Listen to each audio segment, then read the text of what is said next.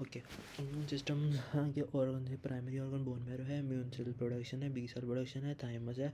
और bone marrow जो है ना वो इम्यून सेल सारों की प्रोडक्शन कराता है और बी सेल की मेचोरेशन भी, लेकिन थाइमस जो है ना वो टी सेल की maturation. Secondary organ spleen, lymph node, tonsil, retinoid, appendix, patches allow immune cell to interact with antigen. जो सेकेंडरी ऑर्गन होते हैं ना वो स्प्लीन है, लिम्फ नोड्स है, टॉन्सिल्स हैं और रेटिनॉइड्स हैं और अपेंडिक्स एंड पैचेस हैं। ये अलाउ करते हैं इम्यून सेल को टू इंटरेक्ट वहाँ पे ये एंटीजन से लड़ सकें। लिम्फ नोड जो है ना at secondary lymphoid, lymph node अब लिम्फ सेकेंडरी लिम्फॉइड ऑर्गन है that has many afferents, one or more ईफरेंट्स हैं। ठीक है, इसकी मैनी एफरेंट्स हैं जो लेकर आते हैं और वन और मोर ईफरेंट है इनकैप्सुलेटेड विद ट्रेबैकुला है, जो ना इनकैप्सुलेटेड है विद ट्रेबैकुला है। Functions are non specific, filtration by microphages, circulation of B and T cells and immune response activation. Functions क्या क्या होते हैं लिम्फ नोड के? Are non specific, filtration by macrophages, circulation of B and T cells and immune response activation. ठीक है, non specific filtration by macrophages कराता है, उनको ख़ास तरह की स्पेसिफिक फिल्ट्रेशन नहीं कराता, नॉन स्पेसिफिक फिल्ट्रेशन होती है। Circulating B and T cells in macrophages से, circulating B and T cells and immune response activation से। फॉलिकल, अब इसका जो फॉलिकल होता है ना वो located in the outer cortex, और जो आउटर कॉर्टेक्स है ना लिम्फ नोड का, उसका जो आउटर कॉर्टेक्स उसके अंदर फॉलिकल पड़ा होता है, ये वो साइट होती है और B cell localization and proliferation. B जो फॉलिकल होता है यहाँ पे बी सेल लोकलाइज भी करता है और प्रोलिफरेट भी करता है। प्राइमरी फॉलिकल्स क्या होते हैं? Are dense and quiescent, secondary follicles have pale central germinal centres and are active. ठीक है, जो प्राइमरी फॉलिकल होते हैं वो डेंस होते हैं, जैसे इसमें डेंस है और सेंटर में कोई क्लियरिंग नहीं है, लेकिन जो सेकेंडरी फॉलिकल है वो सेंटर में पेल होते हैं। ठीक हो गया। नेक्स्ट है मेडुला, कंसिस्ट ऑफ, मेडुला के अंदर कंसिस्ट ऑफ मेडुलरी कॉर्ड्स। ये जो मेडुलरी कॉर्ड इसने यहाँ पे दिखाई हुई है ना ये वाली, ये मेडुलरी कॉर्ड्स हैं। ठीक है, और closely packed lymphocytes and plasma cell, इनके अंदर क्लोजली पैक्ड लिम्फोसाइट्स भी होते हैं और प्लाज्मा सेल्स भी होते हैं। ऊपर में उसने कहा था बी सेल्स होते हैं, यहाँ पे लिम्फोसाइट्स होते हैं और प्लाज्मा सेल होते हैं। Medullary sinuses contain reticular cells and macrophages, और इसके साथ साथ मेडुलरी साइनसेस भी होती हैं, जैसे इसने यहाँ पे दिखाई हुई हैं। ये जो ये वाला स्ट्रक्चर है मेडुलरी साइनस, ये वाला मेडुलरी साइनस भी होती हैं, कम्युनिकेट विद इफरेंट लिम्फेटिक्स, और ये सारी मेडुलरी साइनस कम्युनिकेट करती हैं विद इफरेंट लिम्फेटिक्स के साथ। और इनके अंदर होता क्या है? Reticular cells and macrophages. ठीक है, इसके अंदर खाली बी सेल्स होते हैं, इनके अंदर मेडुलरी कोर्ड्स के अंदर, हाँ उसने कहा था मेडुलरी साइनस के अंदर रेटिकुलर, सॉरी मेडुलरी कॉर्ड्स के अंदर लिम्फोसाइट्स और प्लाज्मा सेल्स होते हैं। जो मेडुलरी साइनसेस होती हैं ना, हाँ वो इफरेंट के साथ कम्युनिकेट करती हैं, उनमें रेटिकुलर सेल्स और मैक्रोफेजेस होते हैं। ठीक है, नेक्स्ट है पैराकॉर्टेक्स। पैराकॉर्टेक्स जो है वो कंटेन करता है टी सेल्स। जो पैराकॉर्टेक्स है ना ये वाला जो ब्लू है, सही है, ये इसके अंदर होते हैं T cells. Region of cortex between follicle and medulla contain high endothelial venules through which T and B cells enter from blood. ये ना फॉलिकल्स और मेडुला के दरमियान में एक चैनल है। ठीक है, और ये कंटेन करता है हाई एंडोथेलियल वेन्यूल्स, यानी वेन्यूल्स होती हैं through which B and T cells from enter from the blood. यानी ये वो पॉइंट है जहाँ के ऊपर हमारी जो ब्लड है ना वो इसके साथ आके होता है, कनेक्ट होता है और लिंक होता है, और इनके अंदर ड्रेन करते हैं। Under development patient with digest syndrome, और डाइजेस्ट सिंड्रोम वाले पेशेंट के अंदर पैराकॉर्टेक्स जो है ना वो सही से डेवलप नहीं होता। Paracortex in large in an extreme cellular immune response, for example EBV and other viral infections, paracortical hyperplasia, जिसकी वजह से होती है लिम्फेडिनोपैथी। को कह रहा है paracortex in large in an extreme cellular immune response, जब कोई भी एक्सट्रीम सेलुलर इम्यून रिस्पॉन्स आता है जैसे कि ईबी या अदर वायरल इन्फेक्शन, तो जो पैराकॉर्टेक्स होता है ना ये इनलार्ज कर जाता है और इसका हाइपरप्लेजिया हो जाता है, और फिर हम कहते हैं लिम्फेडिनोपैथी हो गई है।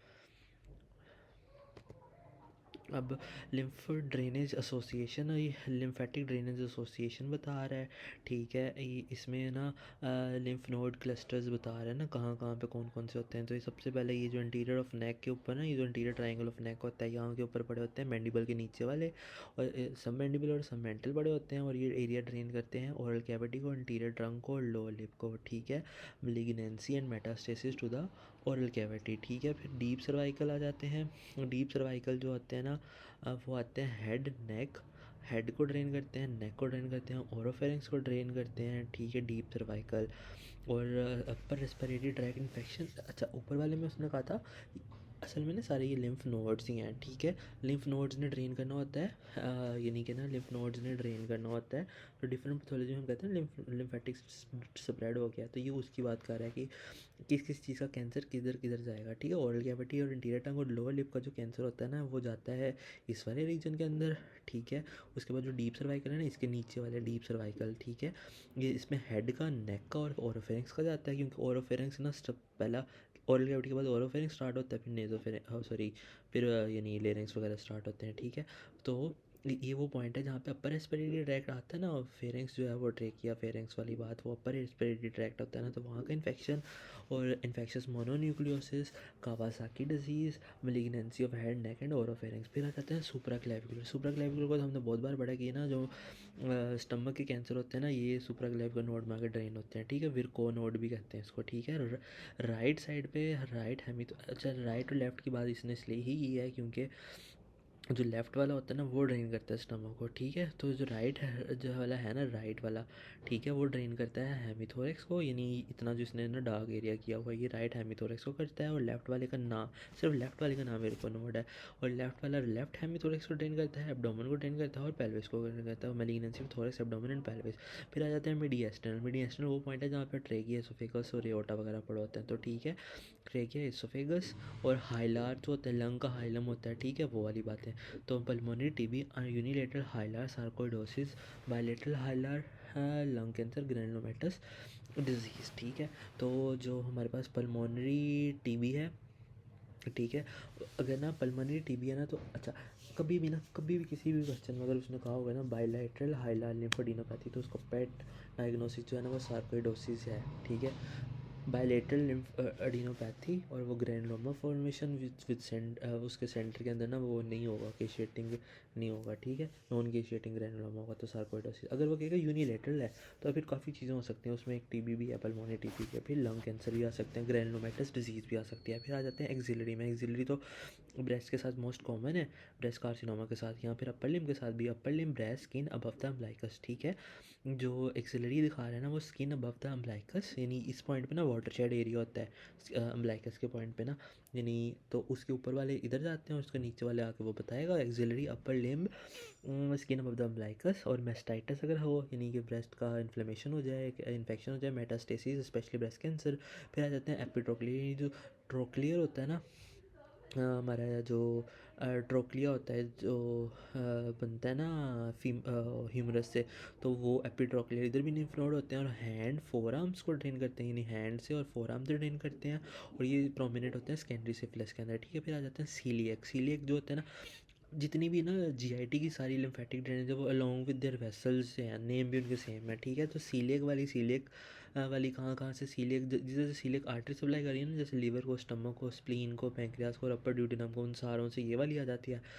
असल में जब एओर्टा होता है ना, वैसे मैं आर्टीरियल सप्लाई बता रहा हूँ, आर्टीरियल सप्लाई की ना, जब एब्डोमिनल एओर्टा 3 ब्रांचेज में डिवाइड होता है, सीलिएक में, फिर सुपीरियर मेसेंटेरिक में, इन्फीरियर मेसेंटेरिक में, ठीक है। ये 3 मेजर आर्टरीज होती हैं पूरी जीआईटी की, ठीक है। तो सीलिएक वाली इधर चल जाती हैं, फिर जो नीचे वाला अपर ड्यूडेनम के बाद नीचे वाला पोर्शन बचता है ना, वहाँ से कंटिन्यू होता है लोअर ड्यूडेनम, जीजनम, इलियम और कोलोन टू स्प्लीनिक फ्लेक्सर। ये जो स्प्लीनिक फ्लेक्सर यहाँ पे बनता है ना, इस पॉइंट तक जो होता है ना, वहाँ तक ये ड्रेन कर लेता है। फिर इन्फीरियर मेसेंटेरिक आ जाती है, जो यहाँ से स्टार्ट होती है डिसेंडिंग कोलोन से, ठीक है, up to the upper rectum, ठीक है। रेक्टम का अपर वाला पार्ट, ठीक है। लोअर वाला पार्ट जो है ना वो और ड्रेन होता है इंग्वाइनल के अंदर, ठीक है। जो अपर पार्ट है ना, वहाँ तक इन्फीरियर मेसेंटेरिक आ जाती है, mesenteric lymphadenitis, inflammatory bowel disease and coeliac disease. फिर आ जाते हैं पेरी अम्बलाइकस, यानी जो अम्बलाइकस के अराउंड होते हैं, ठीक है। जैसे इसका ये देखो यहाँ पे अगर पेरी अम्बलाइकस, इनका नाम भी होता है सिस्टर मैरी जोसेफ नोड। और जो स्टमक कैंसर होता है ना, यहाँ तो वो विरको नोड में जाता है, या यहाँ अगर यहाँ पे आता है तो इसको, इसका नाम ही होता है सिस्टर मैरी जोसेफ नोड्यूल्स। और एब्डोमेन, पेल्विस और गैस्ट्रिक कैंसर में पैरायोटिक जो है, यहाँ पे एओर्टा बड़ा होता है ना हमारा, उसके अराउंड होते हैं, ठीक है, पैरा एओर्टिक। तो पेयर ऑफ टेस्टिस, इसका उसने कहा पैरा से याद रखना, pair of testis, ovaries, kidneys, fallopian tube and fundus of uterus, ठीक है। और जो है ना, ये एसोसिएटेड पैथोलॉजी इसके साथ क्या होगी, मेटास्टेसिस, ठीक है, यानी टेस्टिस का कैंसर, ओवरीज का कैंसर, ठीक है, गुनेड्स का कैंसर कह लो, और किडनीज भी इसके साथ ही आती हैं, ठीक है। जो हमारे इंटरनल सेक्सुअल ऑर्गन होते हैं ना उनका कैंसर है, इस तरह कह लो, ठीक है। तो टेस्टिस, ओवरीज और किडनी भी साथ ही बनती है ना, तो वो वाली चीज़ें भी, kidneys, fallopian tube and fundus of uterus, ठीक है। यानी इधर का सारा कैंसर पैरायोटिक में जाता है, ठीक है। उसके बाद आते हैं एक्सटर्नल आइलेक, जो हमारी एब्डोमिनल एओर्टा होती है ना, वो कॉमन आइलेक में डिवाइड होती है। कॉमन आइलेक आगे एक्सटर्नल आइलेक और इंटरनल आइलेक में, इसी तरह उनकी वेसल्स भी हैं। तो एक्सटर्नल आइलेक होगी वो हमारे पास, अब फंडस ऑफ यूट्रस ऐसे होता है ना, ऐसे, ठीक है। तो उससे जो नीचे वाला पार्ट बचता है ना, वो बॉडी ऑफ यूट्रस होती है। तो वहाँ पे बॉडी ऑफ यूट्रस ख़त्म होती है तो सर्विक्स स्टार्ट हो जाता है वहाँ पे। और इन दोनों चीज़ों के आगे पड़ा होता है सुपीरियर ब्लैडर, वो सारा चीज़ें ड्रेन करके एक्सटर्नल आइलेक में। फिर आ जाता है इंटरनल आइलेक। इंटरनल आइलेक जो सर्विक्स का पोर्शन बचा है वहाँ पे सर्विक्स ख़त्म होते साथ ही उसका प्रोक्सिमल वजाइना का पार्ट आ जाता है वो। और मेल्स में आ जाता है कॉर्पस कवर्नोजम, ठीक है। जो कॉर्पस कवर्नोजम, साथ में प्रोस्टेट भी आ जाता है, ठीक है। और इन्फीरियर ब्लैडर, क्योंकि यहाँ सुपीरियर ब्लैडर तो यहाँ पे इन्फीरियर ब्लैडर। और जो हमने कहा था ना कि जो रेक्टम का पार्ट यहाँ अपर रेक्टम है, तो lower rectum to the anal किनार above pectinate line, pectinate line से अबव लेकिन लोअर रेक्टम के बाद, ये सारी इंटरनल आइलेक में ड्रेन करती हैं। और जो सुपरफिशियल इंग्वाइनल आ जाती है, ये इंटरनल आइलेक थी, ठीक है। सुपरफिशियल इंग्वाइनल जो होती है ना, ये इंग्वाइनल लिगामेंट है, ये जो लाइन बनाई है ना, ये इंग्वाइनल लिगामेंट है, उसके ये सुपरफिशियली पड़ा हुआ है। तो ये सुपरफिशियली जो है वो डिस्टल वजाइना को, यानी इसने कहा था ना यहाँ पे ऊपर प्रोक्सिमल वजाइना को, तो जो आउटर वाला स्ट्रक्चर है डिस्टल वजाइना, और जो एक्सटर्नल है वल्वा और स्क्रोटम एक दूसरे के होते हैं, ठीक है। तो ये दोनों चीज़ें भी आ जाती हैं, साथ ही यूरिथ्रा आ जाती है, anal canal below the pectineal line आ जाती है, स्किन बिलो द अम्बिलिकस, ये तो हमने कहा था वाटर शेड एरिया, इसने इस तरह दिखाया भी हुआ है, ठीक है। तो skin below the umbilicus except the popliteal area, popliteal area के अलावा जितनी भी स्किन है नीचे तक वो सारी इसके अंदर सुपरफिशियल इंग्वाइनल में ड्रेन होती है। जो पोप्लिटियल है ना, वो उसने कहा है डोर्सोलेटरल फुट, यानी अगर हमने देखें ना सामने की साइड पे लेटरल, यानी आउटर साइड पे सामने की साइड पे जो फुट है ना वो सारा, और पोस्टीरियर काफ, ठीक है, ये सारा जो है ना ड्रेन करता है पोप्लिटियल में। तो डोर्सोलेटरल फुट, पोस्टीरियर काफ, लेटरल फुट, तो लेग सेलुलाइटिस के अंदर ये होती हैं। अब ये जो दिखा रहा है, जो इसने कहा है कि हमने राइट साइड का जो डार्क ग्रे एरिया है ना, right lymphatic duct drains right side the body about diaphragm into junction of, ये इंपॉर्टेंट बात है, जो राइट लिम्फेटिक डक्ट ड्रेन, दो होती है ना लिम्फेटिक डक्ट, तो जो राइट लिम्फेटिक डक्ट है ड्रेन्स करती है right side of the body above diaphragm, जो हमारा डायाफ्राम है ना ये इसने बनाया हुआ है, ठीक है। Right side of the body above the diaphragm, जितना ये एरिया ना, ऐसे पिक्चर ही बंदा याद रख ले तो काफ़ी है, उसको ड्रेन करती हैं into the junction of the right subclavian internal jugular. यहाँ से ना हमारी जो लिम्ब होती है ना, यहाँ से ऐसे, तो यहाँ से आती है हमारी सबक्लेवियन और ऊपर से आती है इंटरनल जगुलर, जो इधर आके ना एक जंक्शन बनता है। उसने कहा इस पॉइंट पे आगे वो ड्रेन होती है इन दोनों के जंक्शन के दरमियान में। और थोरेसिक डक्ट जो होती है drain below the diaphragm and left thorax and upper limb into the junction of left subclavian, and उसी के ऑपोजिट यहाँ पे करके आके ना ये ड्रेन करती है। थोरेसिक डक्ट होता है, लेफ्ट वाली का नाम थोरेसिक डक्ट होता है। और इंटरनल जो rupture of thoracic duct can cause, अच्छा जब भी जैसे थोरेसिक डक्ट है ना, वो अगर रप्चर कर जाएगी ना, तो उसको कहेंगे, यानी इसके अंदर काइल होती है ना लिम्फ नोड्स के अंदर, तो काइल होती है ना लिम्फ नोड के अंदर, तो वो काइलोथोरेक्स हो जाएगा, जैसे नीमोथोरेक्स वगैरह, ठीक है। और एक और इम्पोर्टेंट बात ये है कि जो इसने कहा हुआ है ना कि जैसे हमारे पास ये वाला है मीडिएशनल, ये डीप पड़ा हुआ है, तो डीप पड़ा हुआ है तो हम इसको पैल्पेट तो नहीं कर सकते ट्रेकिया और इसोफेगस के राउंड, ठीक है। तो इसको ये नॉन पैल्पेबल है। इसके लंग्स के हाइलम पे पड़ा है, ये भी नॉन पैल्पेबल है। जो बहुत इंटरनल बने ना उनको हम नहीं कर सकते, तो इसलिए उसने उसको इस तरह दिखाया। नॉन पैल्पेबल लिम्फ नोड्स यहाँ पे हैं, मीडियास्नल, हाइलर और फिर celiac, superior mesenteric, inferior mesenteric, ठीक है। उसके बाद आ जाते हैं पैरायोटिक, क्योंकि ये इंटरनल ऑर्गन्स के, और एक्सटर्नल आइलेक, ठीक है, ये वाले भी नहीं कर सकते। इंटरनल आइलेक जितने होते हैं वो 20 के साथ आ जाते हैं, लेकिन जो हमारे सुपरफिशियल है, क्योंकि वो उसका नाम ही सुपरफिशियल है, तो वो कर सकते हैं। पोप्लिटियल है वो भी कर सकते हैं, पोप्लिटियल फोसा में, ठीक है। नेक्स्ट चलते हैं। नेक्स्ट है स्प्लीन। स्प्लीन जो होती है ना वो located in the left upper quadrants, जो लेफ्ट अपर क्वाड्रेंट होता है एब्डोमेन का, वहाँ पे पड़ी होती है anterolateral to the left kidney. Kidney जो होती है वो पीछे की तरफ पड़ी होती है, तो उसके आगे और लेटरली जो पड़ी होती है ना वो होती है left kidney, protected by the 9th 11th rib. जो 9th to 11th 9 10 11 रिब होती है ना, उससे ये प्रोटेक्टेड होती है। स्प्लीनिक डिसफंक्शन हो जाता है ना, फॉर एग्जांपल पोस्ट स्प्लीनेक्टमी या splenic dysfunction in the body अगर होगा है, यहाँ हमने अगर स्प्लीन ही रिमूव कर दिया, पोस्ट स्प्लीनेक्टमी हुई है। यहाँ पर सिकल सेल डिजीज़ में ना सिकल फंसते जाते हैं ना, सिकल शेप सेल, तो उसका स्कीमिया होता है तो उसका ना क्योंकि सारी फिल्ट्रेशन इधर होनी होती है ना, तो सारे सिकल सेल फंस जाते हैं, तो ऑटो स्प्लीनेक्टमी हो जाती है, स्प्लीन ना ख़त्म हो जाती है, उसका यानी ना फंक्शनली रिमूव हो जाती है। ठीक है, तो क्या होता है कि हमारे पास ना स्प्लीन ने आईजीएम बनाना होता है। ठीक है, आईजीएम के लेवल कम होते हैं, आईजीएम ने कॉम्प्लीमेंट एक्टिवेशन करानी होती है, वो भी नहीं होती। और ये ना आगे कॉम्प्लीमेंट एक्टिवेशन में लिखा हुआ है कि ना कैसे आईजीएम आता है वो कॉम्प्लीमेंट एक्टिवेशन कराता है। और C3b जो ऑप्सोनाइजेशन है ना, कुछ कुछ बैक्टीरिया के जो इनकैप्सुलेटेड बैक्टीरिया होते हैं उनके ऊपर जो ऑप्सोनाइजेशन यानी होल्स पंचिंग करानी होती है ना, वो C3b ने करानी होती है। तो अगर ये पूरा प्रोसेस ही नहीं चलेगा, आईजीएम नहीं होगा, कॉम्प्लीमेंट एक्टिवेशन नहीं होगी, C3b ऑप्सोनाइजेशन नहीं कराएगा, तो increase susceptibility of encapsulated organism against which patient should be vaccinated from most to least common. सही है, सबसे कॉमन न्यूमोकोकाई है, फिर मेनिंजियोकोकाई है, यानी ठीक है, फिर हीमोफिलस इन्फ्लुएंजा टाइप बी है। HIV जो होते हैं ना, उस सिर्फ टाइप बी वाले का नाम HIV है, सबका नाम नहीं होता। हीमोफिलस इन्फ्लुएंजा की और भी टाइप है, सिर्फ इसका नाम HIV है। ये सारे जितने मोस्ट कॉमन, सबसे मोस्ट न्यूमोकोकाई, मेनिंजियोकोकाई और हीमोफिलस। ठीक है, पोस्ट स्प्लीनेक्टमी फाइंडिंग, क्योंकि ना स्प्लीन ने हमारा ना सारा फिल्ट्रेशन करनी होती है ना, तो अगर किसी में पोस्ट स्प्लीनेक्टमी फाइंडिंग्स हमें देखनी हो ना, तो हम क्या देखते हैं, हमें ना समीर के ऊपर क्या नज़र आती है, होवल जोली बॉडीज़, ये न्यूक्लियर रेमिनेंट्स होते हैं। ठीक है, ये ना उधर ब्लड वाली जो टॉपिक है ना उसमें बनी हुई हैं कैसी होती हैं, तो और टारगेट सेल्स हमें देखने को मिलते हैं। ठीक है, यानी टारगेट सेल्स होते हैं, और थ्रोम्बोसाइटोसिस, लोकोसिक्वेस्ट्रेशन एंड रिमूवल। ठीक है, तो जो थ्रोम्बोसाइटोसिस होती है वो देखने को मिलती है, और लिम्फोसाइटोसिस लॉस ऑफ सिक्वेस्ट्रेशन होती है। ठीक है, वो देखने को मिलती है। पोस्टलिनेक्टमी में होवल जोली बॉडीज़ देखने को मिलती हैं, टारगेट सेल देखने को मिलते हैं, साथ हमें वेसल्स में thrombocytosis, loss of sequestration and removal and lymphocytosis. ठीक हो गया। अभी इसने स्ट्रक्चर बताया हुआ है स्प्लीन का। ठीक है, ये तरतीब से चल रहा है। अगर हम पीछे वाले पेज पे देखें, उसने ना यहाँ पे बताया था कि ये हमारे प्राइमरी ऑर्गन्स हैं और यहाँ सेकेंडरी ऑर्गन। लिम्फ नोड को हमने डिस्कस कर लिया, अब स्प्लीन की बारी है। ठीक है, तो स्प्लीन इसलिए पढ़ रहे हैं हम। तो स्प्लीन में वो कह रहा है, लिम्फ नोड का मैंने इसलिए भी बताया कि उसमें भी ना सेम ऐसा ही है स्ट्रक्चर, थोड़ा थोड़ा ही फ़र्क है। लेकिन लिम्फ नोड, इसमें स्प्लीन में क्या होता है कि हमारे पास पेरी आर्टीरियोलर, यानी कि ना ये देखो, ये देखें कि ये हमारी जो आर्टीरियोल होती है ना, ये आर्टरी है, और उससे आगे आर्टीरियोल बनेगी ना, तो इस आर्टीरियोल के अराउंड एक शीथ होती है, उसको कहते हैं पेरी आर्टीरियोलर, क्योंकि लिम्फ की शीथ तो लिम्फेटिक शीथ। और इस पेरी और आर्टीरियोलर, ये जो लाइट पिंक कलर की है, इस लिम्फेटिक शीथ है, ये कंटेन करती है T सेल्स को, और ये लोकेट होती है with in the white bulb.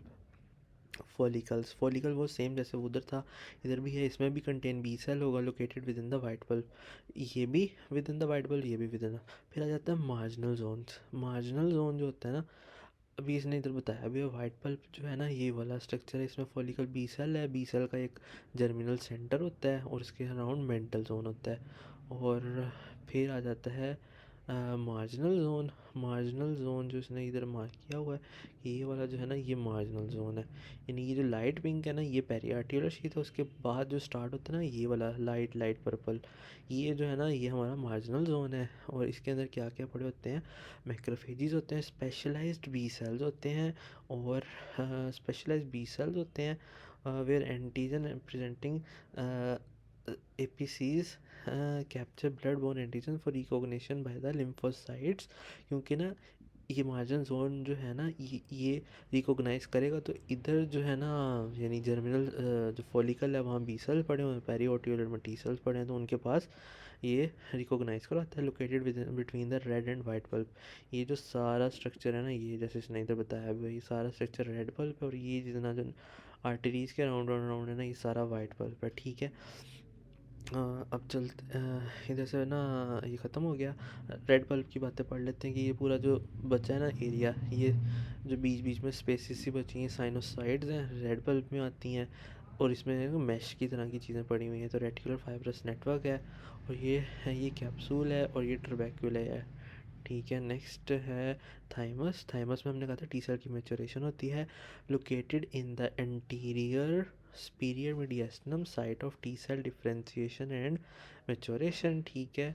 और ये ना इंटीरियर सुपीरियर मीडियास्टिनम है, यानी अगर हम जो सुपीरियर मीडियास्टिनम देखते हैं ना ऊपर वाला पोर्शन, उसका भी जो सब उसको भी हम डिवाइड कर देते हैं आगे इंटीरियर पोस्टीरियर में। तो इंटीरियर सुपीरियर मीडियास्टिनम है, साइट ऑफ टी सेल, ये होगी बात। अनकैप्सुलेटेड होता है ये स्ट्रक्चर भी, थाइमस भी अनकैप्सुलेटेड होता है।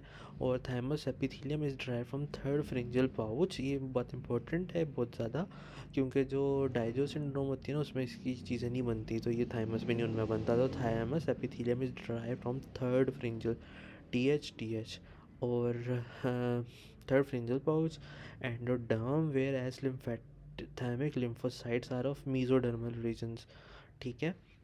यानी जो एपिथेलियम है ना अराउंड थाइमस वो थर्ड से आता है, लेकिन जो लिम्फोसाइट्स आते हैं ना वो उनकी जो रीजन होता है वो मीजोडर्मल रीजन होता है। Cortex is dense with immature T cells, ठीक है। जो ये थाइमस होगा ना उसका एक कोर्टेक्स होगा, वो जो है ना वो डेंस होता है, उसमें होते हैं इमेच्योर टी सेल्स। क्यों? क्योंकि हमने कहा था उनकी मेचोरेशन ही इधर होनी होती है, तो पहले जो चीज़ आती है वो कोर्टेक्स में ही आती है ना, तो वहाँ पे इनकी इमेच्योर टी सेल आते हैं। मेडुला इज पेल, तो जैसे जैसे कोर्टेक्स से मेडुला में आते हैं ना वो मेच्योर होते जाते हैं, ठीक है। Spell with mature T cells, और साथ उसके हेसल कॉर्पसल्स होते हैं कंटेनिंग एपिथेलियल रेटिकुलर सेल्स, ठीक है। और उनके अंदर with mature T cell and Hassall corpuscles होते हैं containing epithelial reticular cells, Hassall corpuscles containing epithelial reticular cells. Normal neonatal thymus जो है ना वो सेल शेप्ड का होता है, जैसे इसने बताया हुआ है। नॉर्मल नियोनेट का जो थाइमस है ना उसमें ज़्यादा प्रोमिनेंट भी होता है, बच्चों में, बड़ों में नहीं इतना होता। तो नॉर्मल नियोनेटल थाइमस जो है ना वो सेल शेप्ड होता है, ठीक है, जैसे इसने सेल बनाई हुई है। On chest X-ray involved by age 3, और ना 3 साल की उम्र में ख़त्म हो जाता है, ठीक है। और ये बात हेसल कॉर्पसल होते हैं इसके अंदर, ठीक है। मेडुला जो होता है ना उसमें हमने कहा है मैच्योर टी सेल्स और हेसल कॉर्पसल होते हैं। टी सेल्स जो थाइमस है बी सेल बोन में है, एब्सेंट थाइमिक शेडो और hypoplastic thymus seen in immuno deficiencies, ठीक है। जो ये वाला थाइमिक शेडो बना है ना ये और हाइपोप्लास्टिक यानी छोटा बना होगा in immunodeficiencies like SCID severe combined immunodeficiency या डाइजो सिंड्रोम, ओके। अब इसका ना ट्यूमर भी हो सकता है, तो थाइमोमा क्या है, न्यूप्लाज्म थाइमस है, एसोसिएटेड में माइस्थीनिया ग्रेविस हो सकता है, ठीक है। थाइमोमा माइस्थीनिया ग्रेविस के साथ एसोसिएटेड है, यहाँ पे सुपीरियर वेना क्या हुआ सिंड्रोम के साथ, यहाँ प्योर रेड सेल एप्लेजिया हो जाए, यहाँ पे गुड सिंड्रोम हो, ठीक है। क्या क्या है, माइस्थीनिया ग्रेविस, सुपीरियर वेना क्या हुआ syndrome, pure cell red cell aplasia, यहाँ गुड सिंड्रोम, इनके साथ ये एसोसिएटेड है थाइमोमा वाली कंडीशन। नेक्स्ट है सेलुलर कंपोनेंट्स क्या हो सकते हैं, cellular component immunology, cellular component, ठीक है। सबसे पहले आ जाते हैं इन्नेट इम्यूनिटी, होती है अडेप्टिव। इन्नेट है जो बंदा ना पैदा हो के साथ अपने लेकर आता है, ठीक है। अडेप्टिव है जो अडेप्ट हुई होती है ना इन्वायरमेंट से अडेप्ट करता है। इन्नेट इम्यूनिटी में क्या क्या चीज़ें आती हैं, न्यूट्रोफिल्स आ जाते हैं, और मैक्रोफेजेस आ जाते हैं, monocyte, dendritic cell, natural killer cells, lymphoid regions, और कॉम्प्लीमेंट है, फिजिकल एपिथेलियल बैरियर है जैसे स्किन है, और सिक्रीटेड एंजाइम्स हैं, ठीक है। और अडेप्टिव इम्यूनिटी में टी सेल्स हैं, बी सेल, यानी ये तभी बनते हैं ना या उसके खिलाफ आते हैं जब एंटीजन आता है, इंट्रोड्यूस होता है, पूरा स्ट्रक्चर वो पैथोजेनेसिस होती है, और सर्कुलेटिंग एंटीबॉडीज़ भी, ठीक है। मैकेनिज़्म क्या है, क्योंकि ये इननेट है ना तो ये जर्म लाइन इनकोडेड होते हैं, ठीक है। जो टी सेल्स और बी सेल्स डिफरेंट डिफरेंट तरह के बनते हैं ना, बी सेल्स से एंटीबॉडी डिफरेंट IgA वगैरह, वो कैसे बनती हैं, वेरिएशन अकर थ्रू VDJ रिकॉम्बिनेशन। VDJ जो है ना एक जीन का सीक्वेंस है, वो रिकम्बाइन होता रहता है, तो डिफरेंट डिफरेंट हमारे पास आती हैं, ठीक है, ड्यूरिंग लिम्फोसाइट डेवलपमेंट, ठीक है। रिस्पॉन्स टू पैथोजेंस, ये इन्नेट इम्यूनिटी है ना इसका रिस्पॉन्स नॉन स्पेसिफिक है, किसी खास के खिलाफ नहीं है, लेकिन जनरली जैसे स्किन जनरली प्रेजेंट है, तो अक्कर्स रैपिडली, क्योंकि पहले से ही है तो अक्कर रैपिडली होगा मिनट्स टू आवर में, और नो मेमोरी रिस्पॉन्स, ठीक है। लेकिन ये जो एडेप्टिव है ना, ये हाईली स्पेसिफिक है, refined over time, develop over long period, memory response is faster and more robust, secreted proteins उसमें जो इननेट इम्यूनिटी है ना उसकी जो सेल्स हैं, ठीक है, वो कुछ प्रोटीन्स क्रिएट करेंगे, उसमें आ जाएंगे लाइसोजाइम्स आएंगे, complement C reactive protein, defensin cytokines, और अडेप्टिव इम्यूनिटी में आएंगे इम्यूनोग्लोबुलिन एंड साइटोकाइंस, ठीक है। आईजीजी वगैरह जो होते हैं ना, और साइटोकाइन जितने होते हैं, आईएल वगैरह, ठीक है, वो सारी चीज़ें इसमें आ जाएंगी और इसमें भी आएंगी, ठीक है। डिफेंसिन साइटोकाइन सीआरपी, ठीक है, सीआरपी यहाँ पे इसलिए आती है। और की फीचर्स इन पैथोजेंस रिकॉग्निशन, अच्छा पैथोजन आया है तो उसको इननेट इम्यूनिटी कैसे रिकॉग्नाइज करती है? एक ना टू लाइक रिसेप्टर्स होते हैं, ठीक है, pattern recognition receptor that recognize pathogen and damage associated molecular patterns, PAMPs and DAMPs, pathogen associated molecular patterns, ठीक है, यानी जो पैथोजन आया ना, जो बैक्टीरिया उसके पास मोलिकुलर पैटर्न है तो उसको पैम्प कहेंगे, या डैमेज एसोसिएटेड मोलिकुलर पैटर्न।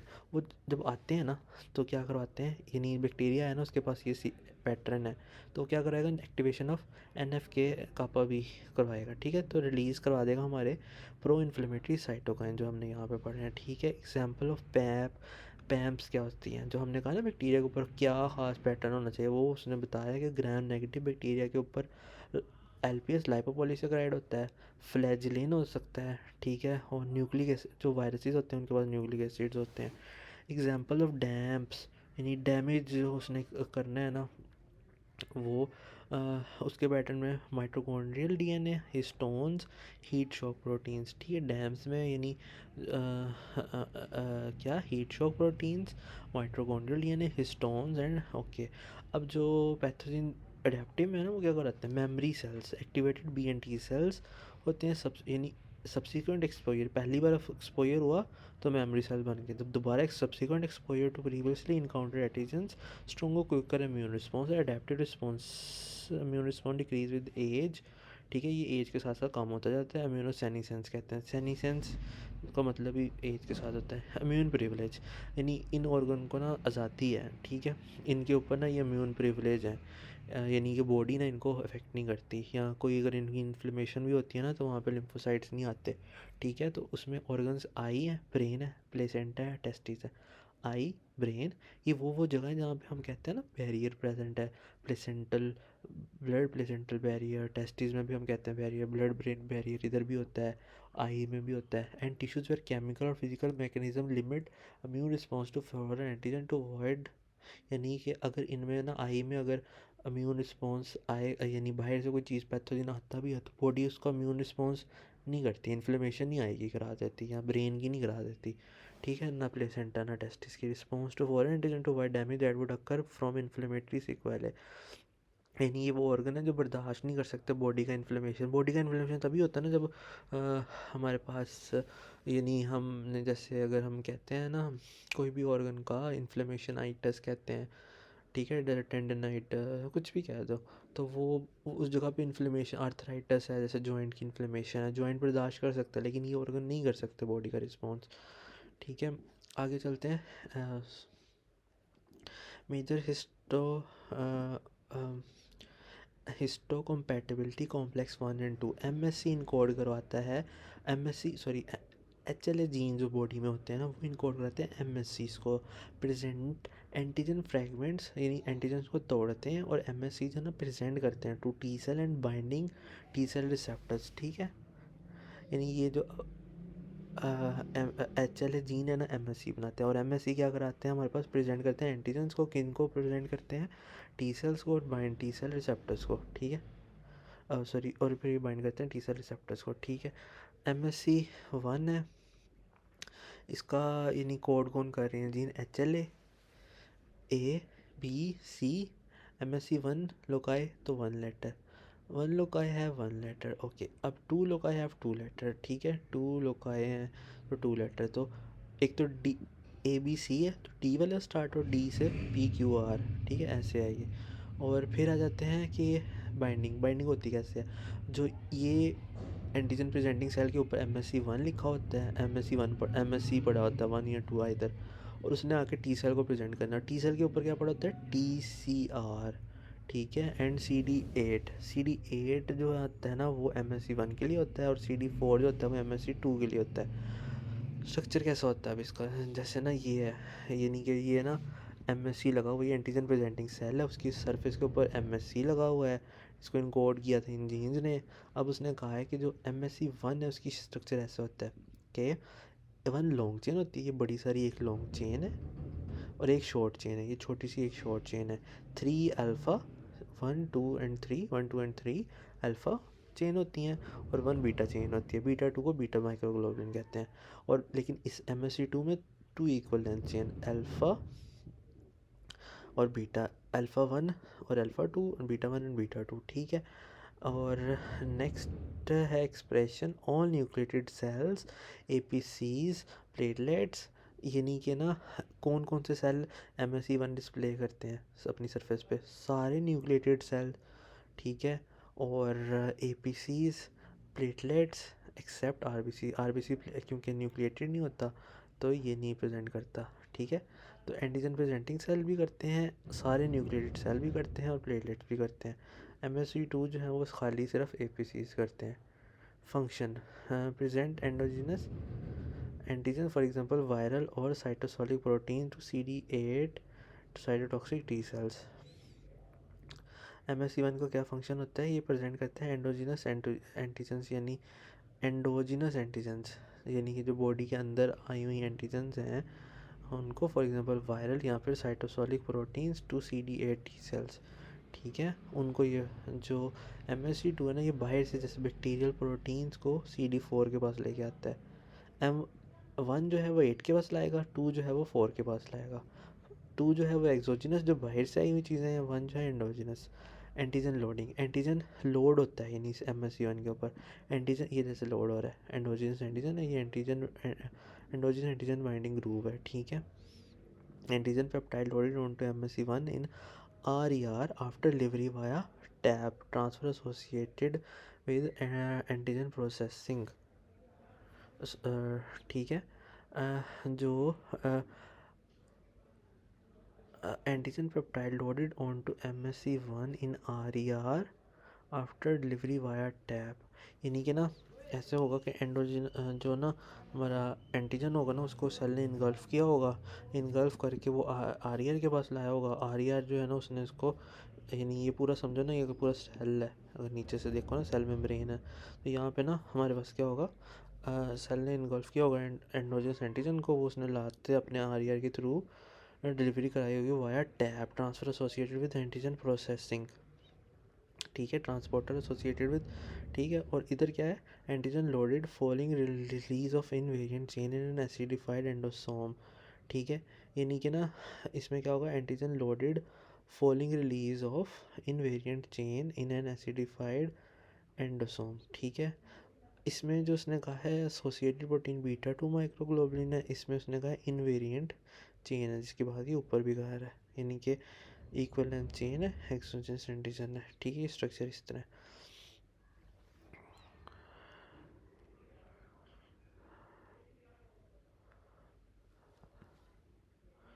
ये वो कह रहा है कि antigen loaded following release of, यानी पहले एंटीजन लोडेड होता है,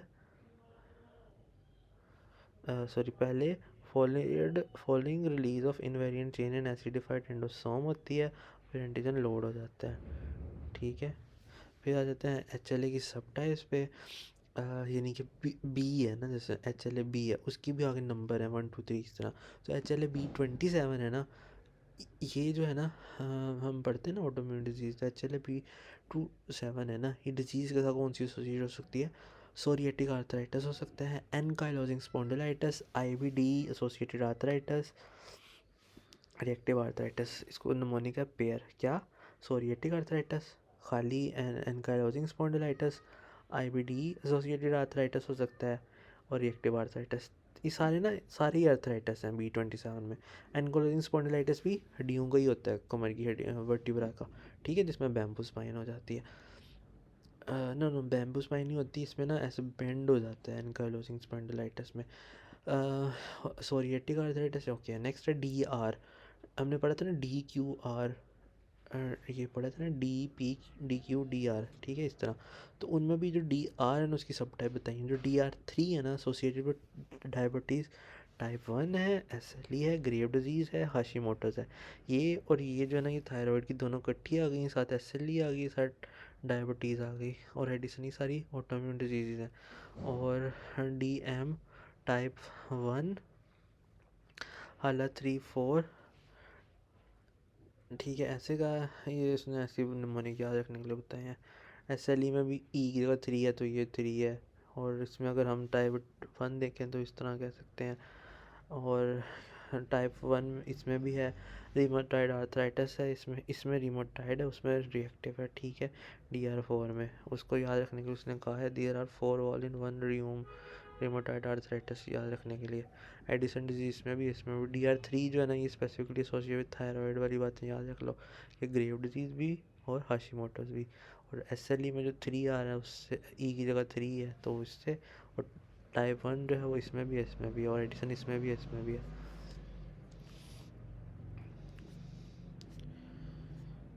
नेक्स्ट है मेजर फंक्शन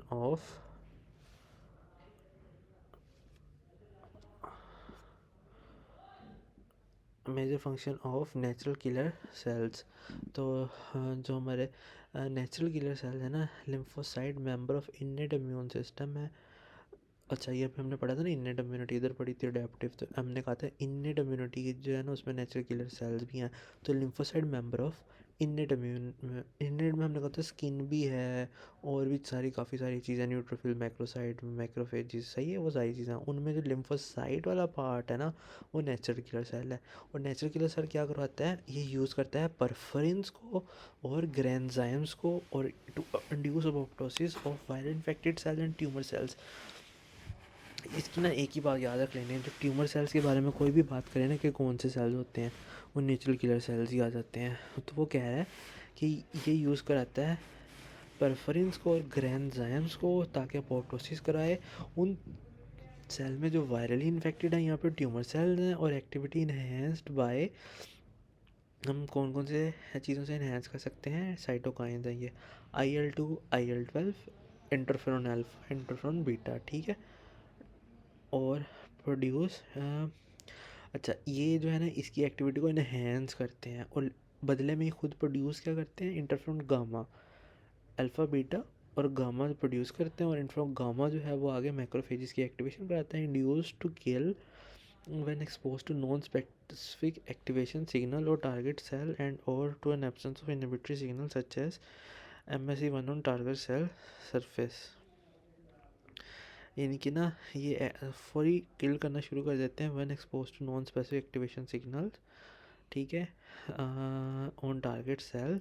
जो टारगेट सेल के ऊपर हमारे पास नॉन स्पेसिफिक एक्टिवेशन सिग्नल मिलता है ना उससे ये एक्टिवेट हो जाते हैं। या फिर absence of an inhibitory signal, या तो उस पर एक्टिवेशन सिग्नल पड़ा होता है या फिर इनहिबिटरी सिग्नल नहीं होता, जैसे MSC1 ऑन टारगेट सेल नहीं है उसके ऊपर ना। MSC1 जो होता है ना हमारे पास ना हर all cells, all nucleotide cells body पे होता है, ठीक है, लेकिन बैक्टीरिया पे तो नहीं है, वायरस पे तो नहीं है MSC1, ठीक है, ट्यूमर सेल पे तो नहीं है। तो क्या वो बॉडी क्या करती है, उनको समझती है कि सेल्फ एंटीजन नहीं है, MSC1 से वो पहचान करती है, ठीक है। MSC1 नहीं है तो बॉडी उस पर एक्ट कर देती है, तो ये इनहिबिटरी सिग्नल होता है MSC1 ना। अगर उसे देखती है MSC1 नहीं है तो उस पर अटैक कर देती हैं natural killer cells. Also kill via, एक तो ये मैकेनिज्म है इसका, दूसरा क्या है, also kill via antibody dependent cell mediated toxicity, ठीक है। जैसे यानी इसमें एंटीबॉडी भी है और सेल मीडिएटेड, B और T सेल दोनों, ठीक है, उसके थ्रू भी किल करती है, ठीक है। CD16 जो होता है वो बाइंड करता है FC region of bound IgG को, ठीक है, और एक्टिवेट कराता है NK सेल्स को, यानी ये एक्टिवेशन सिग्नल हो गया ना इसका। जो यानी वो कह रहा है जो CD16 binds FC region of bound IgG, जैसे ही ना CD16 होता है वो region of bind FC region, जो हमारे पास एंटीबॉडी होती है ना उसके रीजन होते हैं FCB और FAB, ठीक है। तो FC रीजन होता है ना IgG का, उसको CD16 अगर बाइंड करें तो एक्टिवेट कराता है NK सेल्स को। फिर आ जाते हैं major function of B and T cell. B cell humoral immunity हमें पता है, रिकॉग्नाइज एंड प्रेजेंट एंटीजन, यानी ये एंटीजन प्रेजेंटिंग सेल भी होते हैं और ये रिकॉग्नाइज भी करते हैं, ठीक है। वही तो हमने पढ़े थे ना, एंटीजन प्रेजेंटिंग सेल जिनकी सरफेस के ऊपर MSC1 या 2 होते हैं, ठीक है। तो ये बी सेल वो भी काम करते हैं। अंडरगो सोमेटिक हाइपर म्यूटेशन, यानी कि इसमें क्या होता है, इनकी ना सोमेटिक हाइपर म्यूटेशन हो जाती है, बहुत ज़्यादा ही ये म्यूटेट कर जाते हैं। इस और म्यूटेट क्यों करते हैं, टू ऑप्टिमाइज एंटीजन स्पेसिफिसिटी, यानी ये म्यूटेट करेंगे तभी ये उसके लिए ख़ास स्पेसिफिक एंटीबॉडी बना सकेंगे ना, उस ख़ास एंटीजन के ख़िलाफ़, इसलिए म्यूटेट हाइपर म्यूटेट कर जाते हैं और फिर प्रोड्यूस करते हैं एंटीबॉडी को, और वो antibody differentiate into plasma cell होती है and to secrete specific immunoglobulin. वो एंटीबॉडी जो होती है ना वो डिफरेंशिएट होती है प्लाज्मा सेल में और मेमोरी सेल में। वो जो प्लाज्मा सेल होता है ना वो स्क्रीट करवाता है इम्यूनोग्लोबुलिन्स को, और एक तो ये बात है, दूसरा ये मेंटेन करती है इम्यूनोलॉजिकल मेमोरी जो भी बताया, और memory cell persist and accelerate further response to antigen, ठीक है। यानी कि आइंदा भी कभी इन्फेक्शन होता है तो मेमोरी सेल परसिस्ट और accelerate further response to antigen. T cell जो है वो सेल मीडिएटेड इम्यूनिटी करवाते हैं, ठीक है। और CD4+ T cell help B cell make antibodies and produce cytokines to recruit phagocytes and activate other leukocytes। CD4 जो है ना सेल मीडिएटेड टी सेल जो है वो सेल मीडिएटेड इम्यूनिटी कराते हैं, और CD4+T cells यानी जिन टी सेल जो CD4 जिनके ऊपर पड़ा होता है ना वो क्या कराते हैं, हेल्पर टी सेल्स होते हैं, वो क्या करते हैं, हेल्प करते हैं बी सेल्स को ताकि एंटीबॉडी बना सकें and produce cytokines to recruit phagocytes and activate other leukocytes, ठीक है। तो वो CD4 T cell जो होते हैं ना वो हेल्प बी सेल करते हैं ताकि वो एंटीबॉडीज़ बनाएं और साइटोकाइंस बनाएं टू रिक्रूट, वो साइटोकाइंस जो रिक्रूट करेंगे फेगोसाइट्स को जैसे मैक्रोफेजेस वगैरह, ठीक है, एंड एक्टिवेट अदर ल्यूकोसाइट्स को। और CD8 सेल है ना ये हेल्पर नहीं है, ये डायरेक्ट किलर है, तो ये directly kill virus infected cell and tumour cell. और हमने कहा था जब डायरेक्टली किल करता है ना तो उसको मदद चाहिए होती है, यानी उसको ना मैकेनिज़्म क्या चाहिए होता है, परफरेंस का या घर एंजाइम का सिमिलर, और यही सेम मैकेनिज़्म NK सेल्स का भी था। और टाइप 4 हाइपर सेंसिटिविटी रिएक्शन भी करवाते हैं टी सेल्स, ठीक है। और acute and chronic cellular organ rejection भी यही करवाते हैं, टी सेल्स ही कराते हैं, इन्हीं का फंक्शन है। फिर आ जाते हैं नेक्स्ट, डिफ्रेंशिएशन कैसे होती है। अच्छा, ये ना बोन मैरो में हमने कहा था सारे जो बी सेल और टी सेल दोनों बनते हैं लेकिन मैचुरेशन अलग अलग जगह होती है। अब वो कह रहा है जो टी सेल्स की बात कर रहे हैं ना, differentiation of T cells, bone marrow के बाद टी सेल प्रिकर्सर पड़े हुए हैं। जो टी सेल प्रिकर्सर है ना वो उनके ऊपर पड़ा होता है CD4 and 8, ठीक है। ये अपना नीचे से भी पढ़ लेते हैं, पोस्टिव सिलेक्शन कैसे होती है। थाइमिक इन्होंने ना मेच्योर आके, हमने कहा था कॉर्टेक्स के ऊपर इमेच्योर होते हैं और मेडुला के अंदर आके मेच्योर हो जाते हैं, ठीक है। तो ये कह रहे हैं कि पोस्टिव सिलेक्शन कैसे होती है, thymic cortex keeps T cell that recognise self peptides too, यानी कि ना पॉजिटिवली सिलेक्ट कर रहे हैं हम ना, इनको बचा रहे हैं, सिर्फ उन चीज़ों को सिलेक्ट कर रहे हैं जो ना हमारी बॉडी के जो सेल्स हैं ना नॉर्मल सेल उनको रिकॉग्नाइज करवाती हैं। To allow for cooperation immune response double positive thymocyte expressing TCR that recognise self peptide MSC complex receive a survival signal, उनको ना यानी ग्रीन सिग्नल दे देते हैं, ये सर्वाइव करेंगे, तो ये पॉजिटिव सिलेक्शन होती है, ठीक है। यानी कि एक तो वो चेक करते हैं कि उसने रिकॉग्नाइज़ किया, दूसरा इनके पास TCR भी होना चाहिए जो रिकॉग्नाइज़ करे, ठीक है। फिर नेगेटिवली सिलेक्ट, अब थाइमिक मेडुला के अंदर आ चुके हैं ये, remove T cell that bind too strongly to self antigens, bind तो ये कर रहे थे, ठीक है, उनको रिकॉग्नाइज भी कर रहे थे, लेकिन अगर वो कह रहे that to bind too strongly to self peptide है ना तो उनको सबको रिमूव कर जाते हैं। Thymocyte expressing TCR with high affinity for self antigen को अपोप्टोसिस और बिकम, या तो वो अपोप्टोसिस होती है या become regulatory T cell that autoimmune regulator AIRE protein drive negative selection deficiency lead to autoimmune poly endocrine syndrome, ठीक है। जो ऑटोइम्यून रेगुलेटर प्रोटीन है ना ड्राइव नेगेटिव सिलेक्शन, जो नेगेटिव सिलेक्शन का प्रोसेस है ना वो ये एयर कराता है ऑटोइम्यून रेगुलेटर, ठीक है, क्योंकि अगर नहीं होगा तो ऑटोइम्यूनिटी यहाँ से जनरेट होती है। और डेफिशिएंसी अगर इसकी होगी तो lead to autoimmune polyendocrine syndrome, जिसमें काफ़ी सारी चीज़ें आ जाती हैं endocrine disorders, sorry autoimmune disorders, जैसे chronic mucocutaneous candidiasis, hypoparathyroidism, adrenal insufficiency, recurrent infection. Without air your body will char. Okay अगर ये जो इस एयर की डेफिशिएंसी होगी ना तो क्या होगा, ऑटोम्यून पॉलीएंडोक्राइन सिंड्रोम हो जाएगा, ठीक है। और जब टी सेल नहीं होते ना तो जो ये वाले इन्फेक्शन होते हैं ना ये एक्ट कर सकते हैं, जैसे chronic mucocutaneous candidiasis, hypothyroidism, adrenal insufficiency and recurrent candida infections. Okay next है माइक्रोफेज लिम्फोसाइट इंट्रैक्शन, ठीक है। यानी एक माइक्रोफेज और लिम्फोसाइट का इंट्रैक्शन कैसे होता है। टीएच सेल, ये हमने पढ़ा था ना, टीएच सेल जो होते हैं स्क्रीट करते हैं, नहीं ये अभी नहीं पढ़ा हमने। जो TH1 सेल होते हैं ना, इंटरफेरॉन गामा, ये इधर एन के सेल भी थे ना, वो भी इंटरफेरॉन गामा रिलीज करा रहे थे।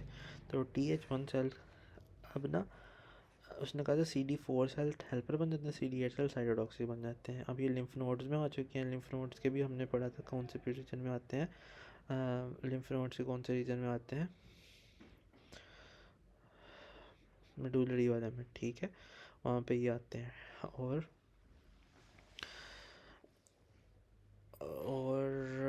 ये क्या करवाते हैं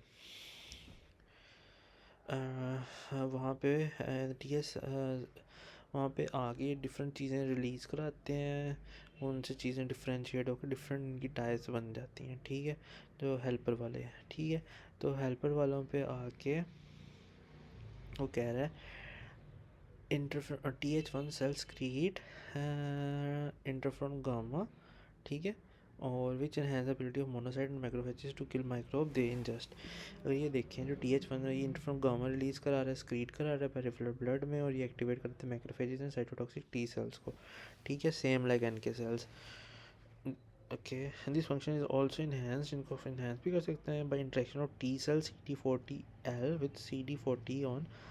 अच्छा यानी कि ना इसको हम बढ़ा कैसे सकते हैं कि हमारा जो लाइगेंड है ना वो बड़ा होता है CD40L टी सेल्स के ऊपर, और माइक्रोफेज के ऊपर बड़ा होता है खाली CD40, और इन दोनों में इंट्रैक्शन होता है और फिर एक ज़्यादा बड़ा रिस्पॉन्स आता है। Microphages also activate lymphocyte via antigen presentation. Macrophages also activate lymphocytes via antigen. Macrophages also activate lymphocyte via antigen. जो macrophages हैं also activate lymphocytes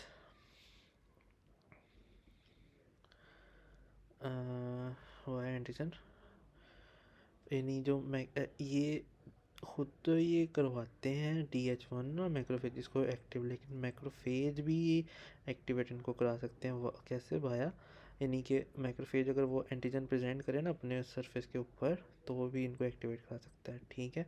हम पीछे पढ़ के आए थे, वो डिपेंड करता है ना ट्यूमर सेल है या वायरल है या फिर एंडोजिनस या एक्सोजिनस है ना, उस पर डिपेंड करता है।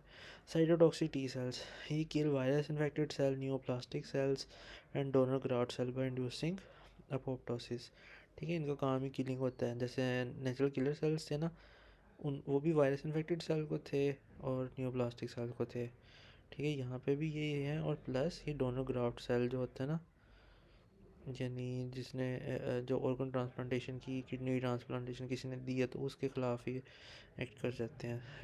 ये कैसे कराते हैं, ये रिलीज़ करते हैं साइटोटॉक्सिक ग्रेन्यूल्स को contain,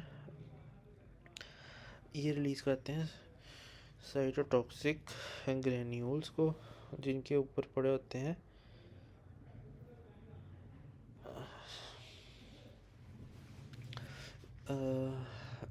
kills virus infected cells, neoplastic and donor growth cell by inducing apoptosis।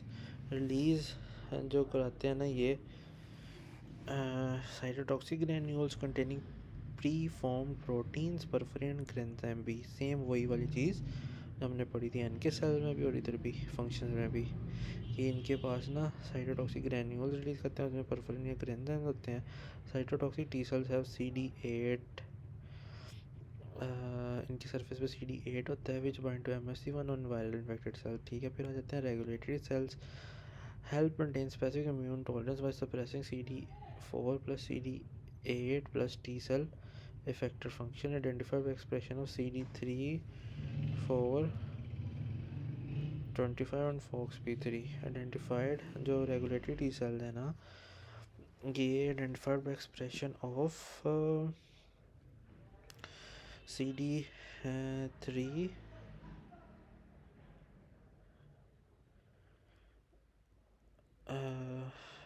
hydroxy